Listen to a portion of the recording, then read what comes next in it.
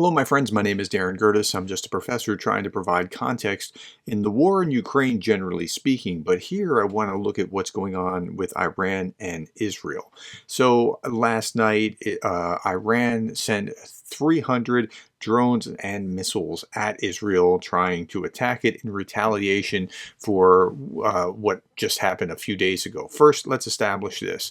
Does Iran support Hamas? And if you ask that question in Google, you'll see today Iran provides support to a number of Palestinian groups, including Hamas, Palestinian Islamic Jihad, and others who are anti-Israel. They're most notably known for supporting Hezbollah, which is the party of God.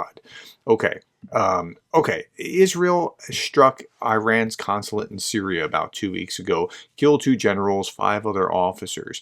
In retaliation, Iran is saying that's why they're doing what they're doing now. It's pretty disproportional to attack with 300 drones and missiles for a consulate being destroyed, but that's how Iran rolls, and it's probably going to be it'll be very hard to keep Israel from retaliating against that because they have a doctrine of an eye for an eye.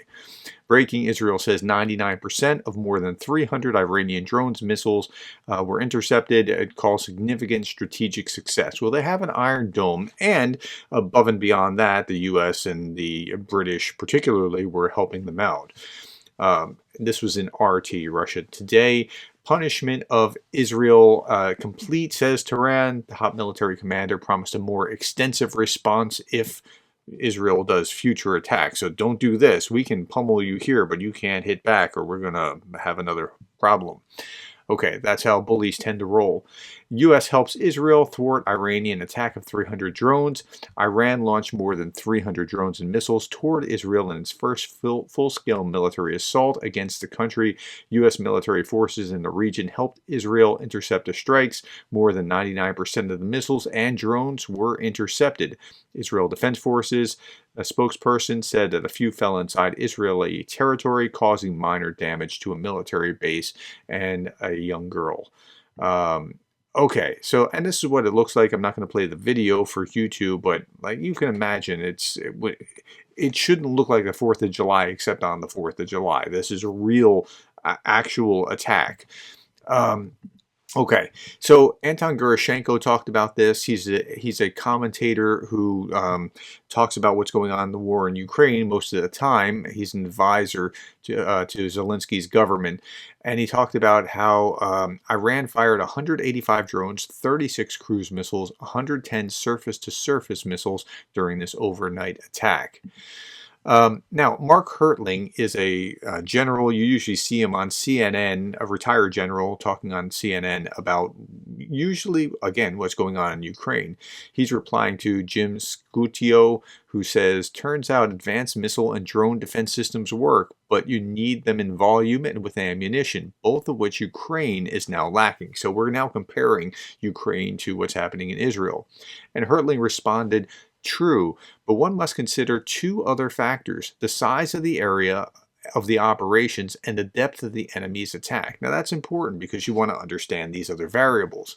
It's easier to mass air defense and counter missile drone defense against an enemy in a smaller area like Israel, 250 miles by 70 miles, versus a bigger country of 400 miles by 800 miles like Ukraine. Multinational ADA and fighter were also able to intercept attacking missiles and drones over friendly countries at a longer distance. Both make last night's attacks much different than countering Russian attacks in Ukraine. So, yeah, that's right. If you're trying to put air defense around an area the size of New Jersey, that's different than trying to defend against something the size of, say, Texas, and that's roughly the difference. And look at this in the map. You can kind of see how that plays out, right? I mean, if you only have to defend this kind of territory, it's different than trying to defend all of that territory. And now Russia is experiencing the same problem. As Ukraine is attacking in Russia, like Russia brags about how big it is, about how it spans 11 time zones. Well, that means it has a lot of targets within the country. And Ukraine is a smaller target than Russia, and Israel is a smaller target than Ukraine. Okay, Here's some of the drone defense, apparently. Well, accidental drone defense. Iran sent a drone to Israel and it got stuck in electric power lines in Iraq. Well, okay, so the other 299 they had to contend with. Here's another interesting little bit. Donald Trump, of course, is going to get into the act here, as he usually does. Israel is under attack. This should never have been allowed to happen. This would never have happened if I were president. Well, I don't know that that's the case, but there's something to say for the premise of that, which is simply that had you shown overwhelming force or shown that this should not stand, something like this doesn't happen. Here's St. Javelin. This is a lesson in the importance of quick and decisive military support. If Ukraine had been given everything that it needed to defeat the Russians early on, then Iran would have calculated that supporting Russia with drones and missiles was pointless. Instead, Western inaction empowered the Iranians, Chinese, and the Russians and others.